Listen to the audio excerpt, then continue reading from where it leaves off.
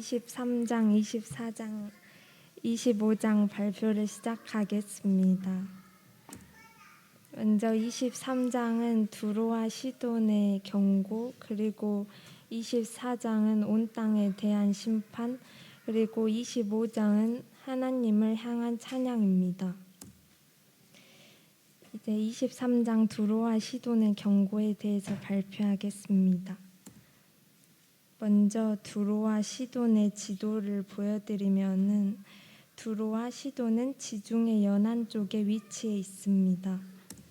두로와 시돈은 인접한 지역에 위치해 있는데요.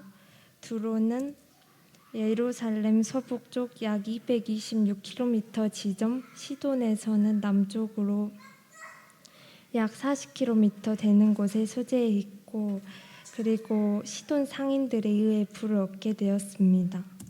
시돈은 지중해 연안의 해상교통과 해상무역, 상업의 중심지이고 페니키아 사람들이 세운 대표적 항구 도시입니다. 그리고 무역과 가공 기술이 매우 발달하였고 막강한 부를 가지게 됩니다. 이것이 두로의 항구의 모습입니다. 그리고 23장을 이렇게 나누어 보았는데, 먼저 1절부터 6절까지는 심판 예고로 두로가 몰락할 것이라고 말씀하십니다. 1절에 보면은 다시스 스페인까지 가서 무역하며 돌아오던 두로의 선원들은 기띔 구브로에 이르렀을 때 두로의 멸망 소식을 듣게 될 것이라고 하였습니다. 그리고 3절을 보시면은 두로는 나일강 상류 시올에서 곡물을 수입하여 열국의 시장을 형성했다는 것을 알 수 있습니다. 4절에서는 시돈이여 부끄러워할지어다라고 하는데, 두로는 시돈의 자랑이었고 어미와 같은 존재였습니다. 그리고 두로가 바다의 요새라고 할 정도로 얼마나 부흥했는지 알 수 있고, 그런 두로가 청년들을 양육하지도 못하고 처녀들을 생육하지도 못한다고 할 정도로 고통받을 것을 말합니다. 5절에 애굽은 왜 고통을 받냐면은 두로가 농산물을 팔아줘서 두로가 망하면은 무역을 할 수 없어서 고통을 받는다고 한 것이고, 6절에는 차라리 다시스로 피난을 가라고 말하고 있습니다. 이렇게 두로의 멸망은 지중해 세계 전체 경제에 영향을 미칠 정도로 영향력이 컸습니다.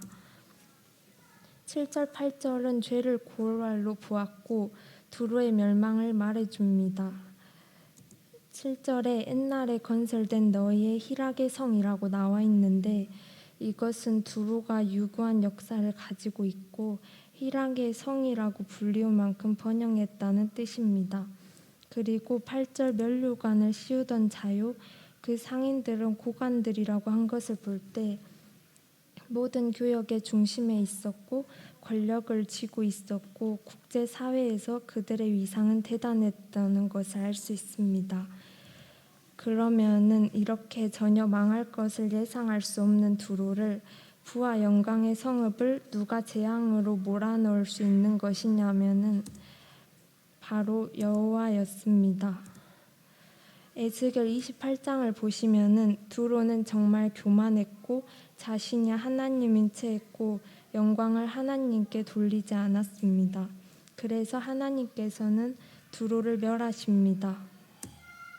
이제 두로에 대한 하나님의 계획이 어떻게 진행되냐면 13절에 갈대아 사람들을 아수르 사람이 들짐승이 사는 곳이 될 만큼 정복하였는데, 그 갈대아 사람들이 망대를 세우고 견고한 성을 파괴한다고 되어 있습니다. 이것은 하나님께서 가나안 두로와 시도를 멸하기 위해 갈대아 바벨론 사람들을 일으키실 것이라는 말씀입니다. 이것은 이미 이루어진 일인데 BC 689년에 바벨론은 아수르에 의해 정복되었습니다. 이러한 나라가 막강한 국력을 가진 나라로 급부상하는 것은 거의 불가능한 일인데, 에스겔 28장 7절을 보시면은 하나님께서 강포한 자를 거느리고 와서 두로를 친다고 하셨습니다. 결국 BC 586년에 바벨론 제국의 느부갓네살이 공격이 있었습니다. 여기서도 에스겔 26장 7절에 느부갓네살이 두로를 친다고 되어 있습니다. 그 후 느부갓네살은 13년간 두로를 포위하게 됩니다. 이제 15절부터는 이사야가 70년 동안 두로가 북구되지 않다가 70년이 지난 후에는 회복하여 기생의 노래같이 될 것이라고 하였습니다. 기생의 노래와 음력, 금요한 곡조는 두로가 과거에 했던 교만, 음란, 범죄 등의 과거의 행위라고 생각했습니다. 17절에는 두로가 다시 값을 받고 지면에 있는 열방과 음란을 행할 것이라고 했습니다. 정말 두로는 고레스 왕 때 재건이 되었습니다. 하지만 BC 333년경에 알렉산더에게 멸망을 하는데 에스겔 26장 13, 14절을 보시면은 다시는 두로가 건축되지 않을 것이라고 말씀하고 계십니다. 왜 일시적으로 회복을 하고 다시 멸망을 한 것인지 생각해 보았는데 이 일은 정말 하나님이 주관하신 일이어서 그렇다고 생각했습니다. 이제 18절을 보시면은 갑자기 무역한 것과 이익을 거룩히 여호와께 돌린다고 되어 있는데 이건 두 가지로 생각이 됐는데 첫 번째로는 두로가 70년이 찬 후로 무역한 것과 이익을 하나님께 돌린 것인가 아니면은 두 번째로는 메시아 왕국 때의 두로의 모습인가 이렇게 두 가지를 생각해 보았는데 이것은 약간 잘 모르겠습니다. 23장을 공부하면서 이 두로와 시돈을 보면서 하나님은 역사의 주관자 주권자이시고 하나님께 영광을 돌려야 하며 교만했던 두로와 시돈의 멸망과 일시적 회복은 절대 우연이 아니라고 생각했고 두로와 시돈을 보면서 고린도전서 10장 31절에 무엇을 하든지 다 하나님의 영광을 위하여 하라라는 말씀을 보았는데 정말 모든 일을 다 하나님의 영광을 위해서 해야겠다는 생각이 들었습니다. 이제 24장을 시작하겠습니다. 24장은 온 땅의 심판에 관한 내용이고 14절, 15절 빼고는 다 심판 예고로 보았습니다. 1절부터 보시면은 이것은 이루어질 일인데 이사야는 마지막 시대에 겪게 될 텅 비고 황폐한 모습을 본 것을 말하고 있습니다. 2절에서는 계속 같을 것이라고 하고 있는데 하나님의 심판 때문에 파괴와 멸망으로 모든 것이 다 하향되어 계속 같다고 강조한 것을 볼 수 있고 3절에 온전히 공허하게 되고 온전히 황무하게 됐다고 계속 온전히를 반복하면서 정말 다 멸망할 것을 강조합니다. 이것도 땅에 대한 심판으로 이루어질 일인데 4절에는 땅이 쇠잔하고 세계가 세상 백성 중에 높은 자가 쇠약하다고 하고 있고 5절에 하나님의 심판 이유가 나와 있습니다. 첫 번째로는 사람들이 하나님의 말씀을 순종치 않고 거역하고 반역하고 온갖 죄를 지었기 때문이고 두 번째로는 하나님은 영원한 언약을 세우셨으나 사람들이 언약을 깨고 불순종했기 때문이라고 보았습니다. 이 언약은 노아의 홍수 이후 하나님께서 모든 생물 사이에 영원한 언약을 하셨는데 이것을 사람들이 깨뜨렸다고 한 것인가 하고 생각했습니다. 6절에서는 저주가 땅을 삼키고 주민이 불타서 남은 자가 적다고 하였고 7절에는 땅이 저주를 받아 포도나무가 쇠잔하여 다 탄식하고 기쁨이 그치고 소리가 끊어졌으며 포도나무가 다 말라가지고 포도주를 만들지 못한다고 하였고 성읍이 허물어집니다. 11절에는 모든 즐거움이 사라지고 땅의 기쁨이 소멸된다고 하셨고 12절에는 이제 성문도 파괴된다고 합니다. 13절에는 갈람나무를 흔들갖고 포도를 거둔 후에 그 남은 것을 주음 같을 것이니라 라고 하였는데, 이것은 하나님의 심판을 뜻하는 것 같고, 나무를 다 흔들어서 포도를 다 거두어 버리고 남은 것을 줍는 것처럼 철저하고 무시무시하다고 생각했습니다. 마태복음 24장 22절에 보시면은 지금까지 이런 환난이 없었고 후에도 없을 만큼 무서운 환난입니다.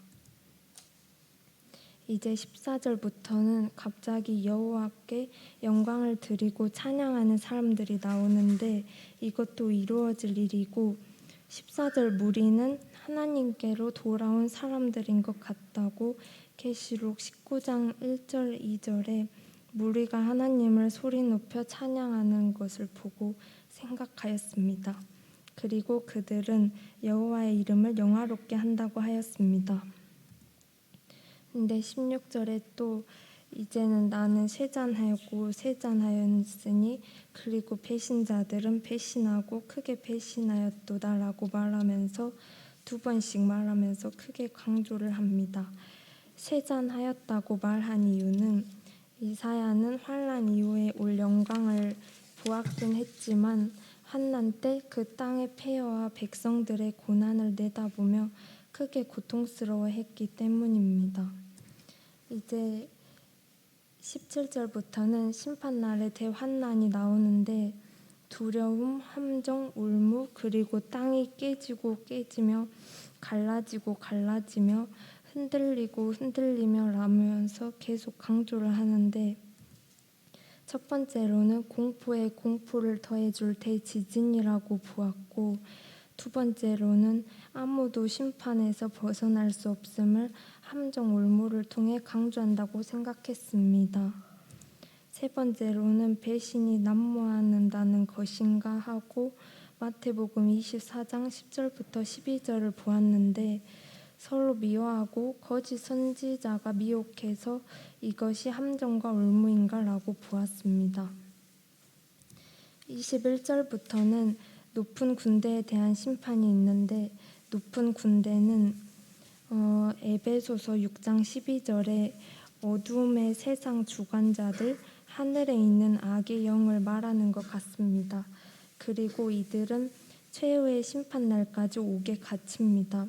23절에는 달이 수치를 당하고 해가 부끄러워한다고 하였는데, 이것은 오직 하나님만이 왕이셔서 이렇게 표현한 것인가 하고 생각하였고, 그리고 여호와께서 왕이 되시고 영광을 나타내신다고 하셨는데, 이것은 대환난 이후에 그리스도께서 재림하셔서 이 땅의 왕으로 다스린다는 것으로 보았습니다.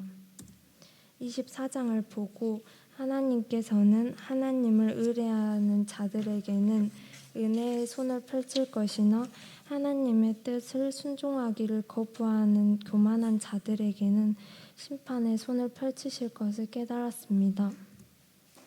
베드로후서 3장 4절에 하나님께서의 강림은 만물이 처음 창조됐을 때부터 이루어졌다는 것을 다시 공부하면서 알게 됐고, 베드로후서 3장 11절 13절에 말씀하신 것처럼 저희는 이 날이 임하기를 바라보고 간절히 사모하고 거룩한 행실과 경건함으로 기다려야겠다고 생각했습니다.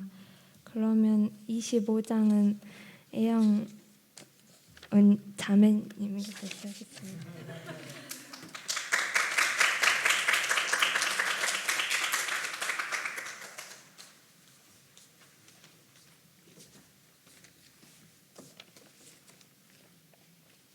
25장 발표를 시작하도록 하겠습니다. 25장 내용은 하나님을 향한 찬양으로 나와 있습니다. 25장 1절을 보시면 이제 하나님을 향한 찬양이 시작되는데, 이 찬양하는 자들은 계시록 7장 9절 10절에 나와 있듯이 대환난에서 건짐받은 자들인 것 같습니다. 2절과 3절은 이방 세력들에 대한 심판 예고인데, 이것은 이루어질 일입니다. 하나님을 거부하는 이방 세력들은 마지막 날에 분명히 파멸될 것입니다. 3절에 포악한 나라들의 성읍이 주를 경외하리이다라고 하는데, 이 나라들은 두려움과 예배를 낳게 되는 것을 볼 수 있습니다. 4절, 5절은 피난처와 위로가 되시는 하나님입니다. 주는 빈궁한 자의 요새이시며 환난당한 가난한 자의 요새이시며 폭풍 중에 피난처 그늘이 되시고 폭양을 구름으로 가리시는 주입니다. 6절엔 주께서 베푸실 연애입니다. 대환난에서 살아남은 자들은 다시는 줄이지도 아니하며 목마르지도 아니할 것이라고 합니다. 여기서 풍성한 은혜와 부요함을 볼 수가 있습니다. 7절과 8절은 눈물과 수치심을 씻기시는 주님입니다. 죄가 세상에 들어온 후에 사람들은 무지하고 하나님의 생명에서 떠나 있었는데 그 가리개와 덮개를 제하신다고 하고, 8절에서는 사망을 영원히 멸하신다고 합니다. 이것으로 영원한 생명을 주시는 하나님을 볼 수가 있고, 맨 나중에 멸망을 받을 원수는 사망인 것을 알 수가 있습니다.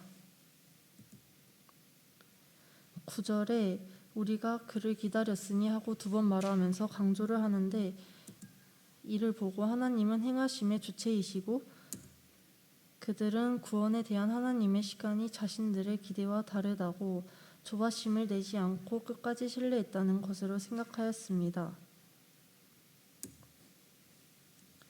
10절에는 모압에 대한 심판이 나오는데, 모압은 이사야 15장 16장에 앞서 나온 적이 있는 우상 숭배를 하고 교만한 자들이었는데, 여기서는 모압이 하나님을 대적하는 열방을 대표한다고 생각하였습니다. 11절 12절에 능숙한 책략에도 그들은 낮아질 것이며 높은 성벽과 요새가 쓸데없음이 보여집니다. 25절을 공부하면서 주님이 다스리시는 그 나라에서 누리게 될 영광을 생각하면서 삶을 살아야겠다고 생각하였습니다. 로마서 8장 28절, 현재의 고난은 우리에게 나타날 영광과 비교할 수 없음을 알고, 베드로전서 1장 7절, 믿음의 확실함은 금보다 더 귀하다는 것을 더 깨닫게 되었습니다. 그러므로 저희는 흔들리지 않고 항상 주의 일에 더욱더 힘쓰는 자들이 되어야겠다고 생각을 하였습니다. 감사합니다.